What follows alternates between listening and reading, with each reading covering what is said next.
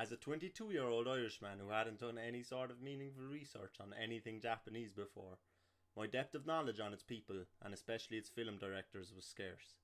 I always wanted to experience in person Tokyo's eccentric city life and overwhelmingly attractive aesthetic, and still do. I was familiar with the fact that the country is associated with mind-blowing futuristic technology created by individuals that are often presented to us as being diligent intellectual geniuses. Simply put, before I began looking at Akira Kurosawa's role in Japanese film and national identity, along with his influence on the West, my appreciation for anything Japanese didn't stretch far beyond Sony's role in technology, Shunsuke Nakamura banging in free kicks for Celtic, and of course watching Bow Wow in the Fast and the Furious Tokyo Drift.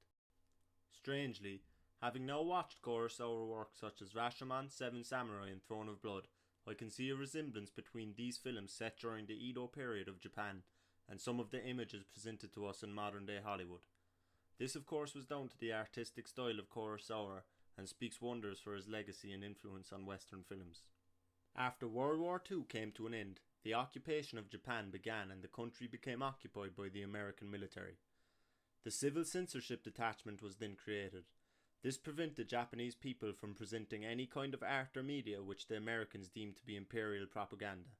This included samurai films, which would obviously become a focal point of Kurosawa's filmography and success.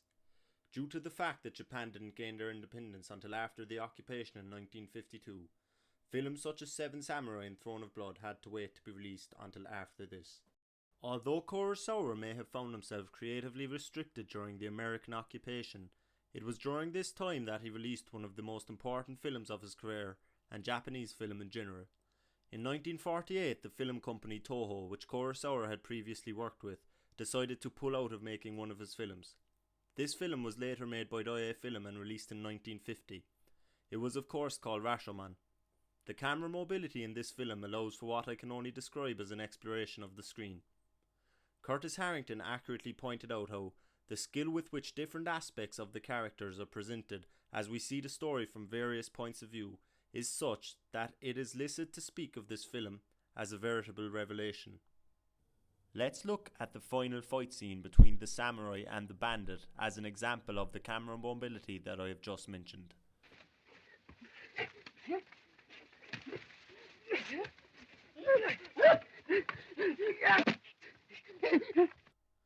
All of the immense influence on Western films that Kurosawa has had can be seen as being a product of the success of Rashomon. The film was screened in 1951 at the Venice Film Festival. It went on to win the festival's most prestigious award, the Golden Lion. This is what introduced Western audiences to Kurosawa. Japanese cinema would go on to become the new trending form of cinema in the United States, replacing Italian neo-realist cinema. One of the major influences on the West that Kurosawa had was how he was able to perfectly introduce a comedic element into a tragic drama. He was among the first to execute it so deftly in film. Kurosawa did this more often than not by using an ensemble cast, such as Seven Samurai, where he inserted Toshiro Mifune's rogue and mischievous character amongst other level-headed by-the-book samurai. I can think of countless blockbuster films such as The Lord of the Rings, and critically acclaimed television series such as The Sopranos, where this same technique has been used. Kurosawa's use of facial close-ups in his films is another technique that I feel has made its way to Hollywood. I think that this, combined with the camera mobility I mentioned earlier, and shots that let the viewer study the entire screen, are especially prominent in the quote-unquote final showdown of modern-day martial arts films. As I recently watched the extremely Hollywood films Romeo Must Die and Cradle to the Grave, I was shocked to find almost identical shots of the final fight between the samurai and the bandit in Rashomon. The close-ups and camera mobility were both there. My final example of Kurosawa's influence on the Western film industry is one that I myself was quite impressed with upon discovering. Kurosawa's films after the war were mostly of the jidaigeki genre, which were films that portrayed the lives of peasants, farmers, craftsmen, merchants, and of course samurai during Japan's Edo period, which I mentioned earlier. One of the films Kurosawa made during this time was called Hidden Fortress. This film's plot served as a major inspiration to George Lucas when creating the Star Wars franchise. Many other little features from Star Wars also paid homage to other Kurosawa Jidaigeki films. The Star Troopers were modelled after the samurai armour in Seven Samurai, and Yoda after the same film's lead character, Kamboi Shimada. Lucas also named his Space Samurai Jedi after the Jidaigeki film genre. I don't know if one should feel a greater sense of achievement in helping inspire one of the biggest movie franchises of all time, or having your techniques used in a movie where DMX served as the protagonist, but both feats show the extent of Kurosawa's legacy. Overall, I feel that this major influence on film screens all over the world helped give recognition to the national identity of Japan. Jidaigeki films such as Seven Samurai and Throne of Blood presented us head on with samurai culture, as there was no more American censorship to hold Kurosawa back.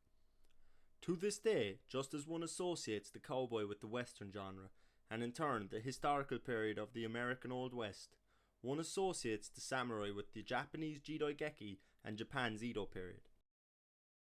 Kurosawa's Jidaigeki films were considered as being real and meaningful because they did not stop at simple historical reconstruction inhabited by stock figures, but insisted upon the validity of the past and the continued meaning of the historical. Japan is a country that is known for valuing its historic past. This makes it easy for audiences to look at Kurosawa's samurai films and see them as being a representation of Japan's national identity in the present. Morals, codes and honour were dominant aspects of samurai life, which is seen in films like Throne of Blood, where issues such as corruption are touched upon. These same aspects are still dominant features of Japanese life today. Kurosawa's Jidaigeki films that were made in the 1950s, in my opinion, would have been easy for Japanese audiences to engage with, given the events that had gone on in the country a few years beforehand. For me, the thought of watching Seven Samurai only a couple of years after the occupation of Japan, without thinking of some comparison between the Americans and the bandits, seems quite ridiculous. In the Kurosawa films that I have watched, the representation of Japanese people has had a deserved sense of righteousness attached. The farmers defending their lands against the savagery of the bandits in Seven Samurai, the army of Wajizu turning on their leader for his treachery in Throne of Blood, and even the woodcutter in Rashomon volunteering himself to take care of the abandoned baby at the end of the film, in my mind, stamps this honourable and admirable notion on the Japanese national identity. Obviously, Kurosawa was not the first Japanese director to make Jidaigeki films. Other Japanese filmmakers such as Sadao Yamanaka, Kenji Mizoguchi, and Masaki Kobayashi were also viewed as pioneers of the genre. However, none of them gained the success of Kurosawa internationally. The fact that Kurosawa's work was able to break through into the Western world and install interest towards the world of the samurai and a historic but relevant Japan opened many doors for Japanese filmmakers.